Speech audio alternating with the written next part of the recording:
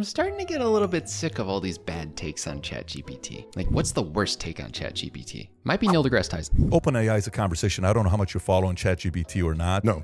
In 6 weeks, these guys have gone from zero in valuation to now being a $29 billion company, give or take. Okay. In 6 weeks. Jesus Christ. What the? I did not know their valuation was that high. I mean, it makes sense, right? I mean, Microsoft invested in them, partially owns it, all that kind of. What the? And so in 2 years, it took Facebook 2 years to get to 1 million users. It took Instagram 2 years to get to 1 million users. It took Pinterest 5 months to get to 1 million users. It took Angry Birds 34 days to get to 1 million users. It took ChatGPT 5 days to get to 1 million users. Every other hour when you're on ChatGPT, the website's shut down because of the amount of activity.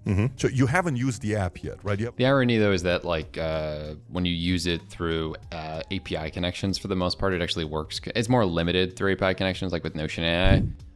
But it seems like it's actually working to the full extent on those, which is ironic. No, I know about it. The website, yeah. So what are your thoughts about the direction we're going with AI and you know, things like ChatGPT, and what else you see this thing going to? I know you made predictions on the Rogan show where you said, you know, here's some of the predictions I heard, you know, cancer, you know, this, driving, all that stuff. Designed to be shown that I would be wrong in 30 years. Sure. They were not, here's my crystal. Listen, I like Neil. I think he's hilarious. I think he's a very smart person. But sometimes this man's hedging. I think he plays it off as a scientific hedger, like a scientific point of view, like hedging his bets on what he's saying. Sometimes I also think he does it so that he makes it seem like he's smarter than he is, and so he can't technically be wrong. Crystal ball, it's all going to happen. Right. In my chapter of the book, I spent pages upon pages showing how people's predictions at the beginning of a 30-year period had no meaning at the end of a 30-year period, going from 1870 to 2020. And so I said... See what I did? Like, anyone worth their salt intellectually understands that 30-year predictions are essentially just not knowing anything, but trying to flex a guess, because it is some sort of indicator of natural knowledge, or IQ, I guess. Social IQ, I guess. I don't know what to call it. We know this, but he's saying it in a way that makes you think about it differently, therefore making you think about his point of view as a higher than your own. I think I'm just being mean to other futurists. I will join this exercise so that in 30 years you can tell me how wrong I am. That was where that came out. But I would say that we can be impressed with what AI is doing, and we should be. And so I don't have a problem with that. But were you worried? What point are you making about this? No, because there's a debate right now. Actually, I'm very neutral on this. I love advancement. I love innovation. I'm excited about it.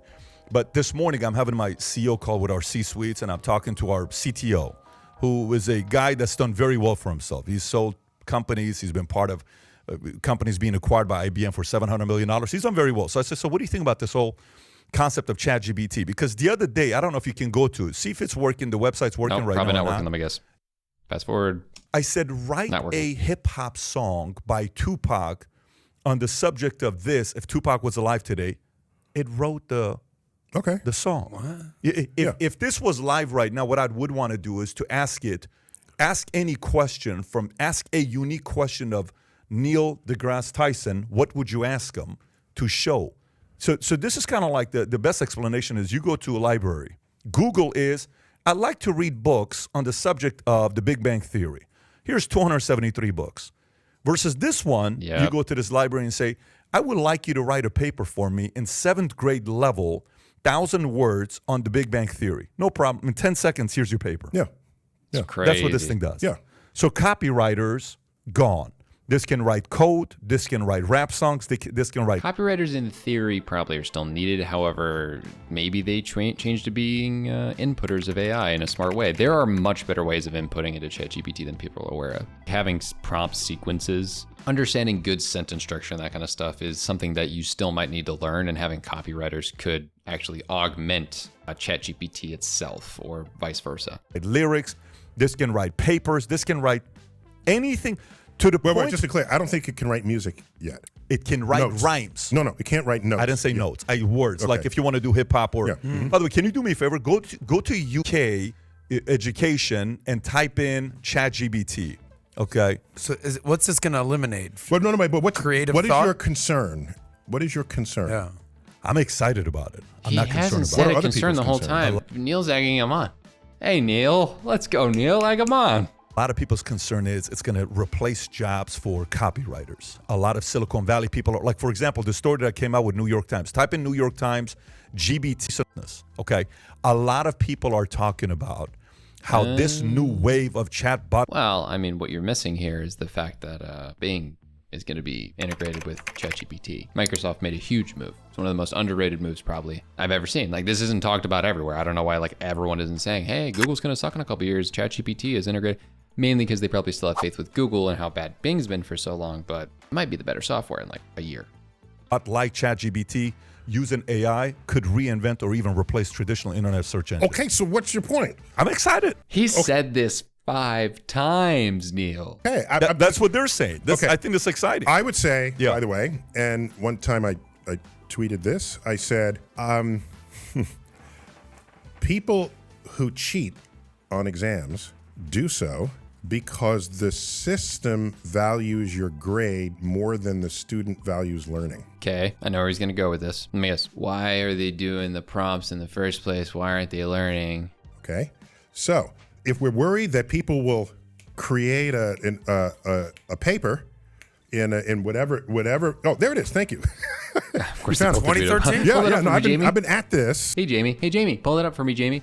Oh, pull it up, Jamie. It's Thank about you. to be the 10-year anniversary of But that it's thought. because our school system values grades more than students value learning. So That's such a powerful tweet. yeah. So sure. the point is, why Agreed. why would you cheat at all? Right. All right. So are you saying ChatGPT is cheating now? I do think this is a misunderstanding of what cheating is. Because if you're putting it in and asking you to write it, you're saying you're cheating yourself out of learning how to write, which is a fair argument. Where is cheating in general is different, right? So you augmenting your capabilities on writing something based off of having a tutor is different. How? They're going to still force you to put in some basic stuff and they'll tweak it. So what if you put in some writing and then you ask it to tweak it? Isn't that essentially just augmenting your own writing just as you would if you went to a tutor? Right. If it's only to get a grade so that the school system thinks more highly of you. I do agree that people do this and this may be a problem. However, this is the current world we live in. Like, you can spend way less time trying at school and spend time like learning valuable skills doing work while you're in school and earning the arbitrary degree. And then you'll have more time to actually level up your learning on practical skills. If you want to make that argument, like, he's just conveniently not making that argument, which I think someone of his intelligence should think of. And being in school is about learning. Yeah. And so if you have the AI bot It's not about create learning. your papers, you The exact system itself is not about learning in the United States. didn't learn a thing, but you got the grade.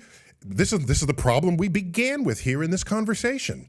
The value we put on a grade is out of proportion with who and what you actually are Agreed. and become in life. Yeah.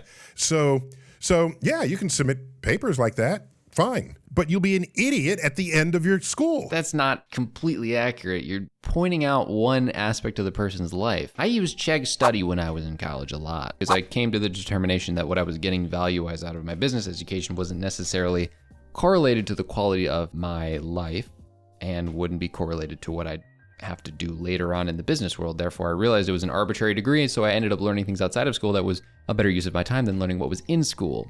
Doing okay for myself right now. So, it's all about how you think about it. If the education system is flawed and you reallocate your time, ChatGPT might be a good way to augment that situation. Learning doesn't always have to be correlated with school. It is not exclusively associated with school for most people. You'll get a degree because you fooled the system, but did you fool yourself? Mm-hmm. Did you fool your life? No, you don't. You didn't. And here's another point. Guessing on an exam, okay? Yeah, that works sometimes, okay? Because you might be right. But guessing in real life just shows your ignorance. Yeah, going back to the whole earlier point about how he was going to guess and showcase his ignorance about the future. Mm-hmm. Period. If you don't know something, say, I don't know. I want to go find out. I've asked people questions. Who knows what the third? And they'll say, well, let me guess. It was no. If you know it or you don't. Yeah, but it does invoke certain conversations that could be interesting based off of people's point of view. It's a little bit of a limiting. I feel like I'm really getting into Neil deGrasse right now. Sorry. I'm dissecting him at the same time. My bad. The urge to guess was because of school multiple choice tests. It's totally fair. If you don't know the answer, then guess. And then maybe you'll be right, and then we'll think highly of you for guessing the right answer. No. I'm an educator. I care that you learn stuff. And yeah, if the chat bot makes people think you're smart even though you're not, who benefits from that? So the AI will be frozen with whatever was my last published searchable content on the internet. That is not true. It is trained off of what exists previously. So if it's trained off whatever exists previously and you input data into it and then have it run sequences based off of that, as long as the token limit isn't exceptionally small, it can augment that information into what you're talking about. Like you'd be like, take in this context, and that would learn more about it before you talk about it. If I have thoughts that I write down by hand and they're not on the internet, and I have enlightened ideas, the AI will not be able to track that. It's not accurate. Just put it into an RSS feed, have it pull from the RSS feed. Unless I post it online, which I might okay. then do. I was like, all right, homie. Then it'll catch up with me. They're fine. Do you think? But wait. Why would you limit it to not be able to augment what you write? Why would you do that? So you're forcing yourself into a corner to think harder. He has a great point about math, where like practical examples of math in school are awful, but like what you learn from it and the point of it is so that you can increase your general knowledge and critical thinking capacity, which I genuinely do agree with. Think under the sun has been thought of and written about online? No, of course not. Oh my gosh, of course not. Okay. Yeah, that's fair. New ideas are not yet online. So I'd like to see AI invent new understandings of the laws of physics. I haven't seen that yet. Okay, you know what? That's a good way of think about it. I that makes sense because meaning human beings working together in a collaborative way invent things. AI hasn't independently yet invented something big. But people who claim that general AI will one day arrive there, and okay, fine. But here's something else I'll say. Sure. On the back of my phone is a section of Van Gogh's The Starry Night. Yeah. Okay. Beautiful painting. You could tell AI to paint something in the style of Van Gogh of this scene, and they'll do it. But you can't tell AI to be Van Gogh in the first place. Yeah. Does it need to? Yes. Why? Because that's the style that Van Gogh pioneered. He's so mad. Hold up, bro. So you get my point. So it's not going to be Van Gogh. It can ape the style of Van Gogh because it has data on that. It doesn't have data on something that hasn't happened yet. Yeah. This painting had not happened before he painted it, and his entire style of painting had not really happened. Yes, it's impressionist, but his is distinct. Is the AI going to give me something distinct that no one has happened yet that isn't aping anybody else's style? Maybe that day will come. That's very good question, and I do kind of think once we get into like more machine learning AI that is less puppety, less apey, and more able to learn on all the inputs going into it, yeah, it'll be interesting. It'll probably be able to start having unique thought. And maybe we'll praise it, but that we're not there yet. What if that day comes? What becomes boring? What becomes useless? What becomes a waste of time? What happens to life? Nothing. What happens to Nothing. ambition? What happens to You can't associate it to like the economical value associated to it. That doesn't necessarily equate to the quality of what it is. There's no economical value associated to me sitting on the couch watching Netflix. you know what I'm saying? What happens? If AI does everything, then we all go to the beach. Yeah, and heck play- yeah, man. boring Let's go, life. Neil. No, you can still write books. You can still do God. things. You Whatever can still hold is AI going to do this podcast? No. AI is not going to be you. Right. So I don't fear AI. People say, well, it'll become our overlords, and turn us into their pets. In the mind and body chapter of the book, I love this. I comment that if, we treat our pets royally. Oh, yeah. All the dog photos and stuff and the pampering we do for dogs and cats. Are you kidding me? Our cats and dogs. You will step over a homeless person in the street to go home and feed your pet. Mic drop. Mic drop moment. Neil had some very biased takes at the beginning of this one, but this is the best take of AI I've heard. If it's going to become all-knowing and all-powerful and make us their pet, I'm not going to complain. Sounds like a fun life. Just like this video sounds like a fun thing for you to check out. How to improve your business even more.